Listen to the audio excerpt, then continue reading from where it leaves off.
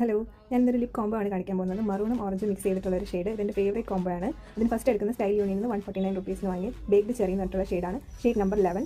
അതിന് വളരെ കുറച്ച് ക്വാണ്ടിറ്റി മാത്രം ഇങ്ങനെ എടുത്ത് ഒരു ഔട്ട്ലൈൻ പോലെ വരച്ച് കൊടുക്കാം. ലിപ് ലൈനർ വരയ്ക്കും പോലെ ജസ്റ്റ് ഒന്ന് ലൈറ്റായിട്ട് ഇങ്ങനെ വരച്ച് കൊടുക്കാം. ഭയങ്കര പെർഫെക്ഷൻ ഒന്നും വേണ്ട, കാരണം എന്തായാലും നമ്മൾ ഓൺ ഷെയ്ഡായിട്ട് മിക്സ് ചെയ്യും. എന്ന് വെച്ചാൽ നമുക്ക് കുറച്ചൊന്ന് ബ്ലെൻഡ് ചെയ്ത് കൊടുക്കും. അപ്പോൾ ഓക്കെ, അത് കഴിഞ്ഞു. ഇനി നമുക്ക് സെക്കൻഡ് ഷെയ്ഡ് എടുക്കാം. സെക്കൻഡ് ഷെയ്ഡ് മേബിലിൻ സൂപ്പർ സ്റ്റേയുടെ ഗ്ലോ ടോട്ടം എന്ന് പറഞ്ഞിട്ടുള്ള ഷെയ്ഡാണ്. ഷെയ്ഡ് 135.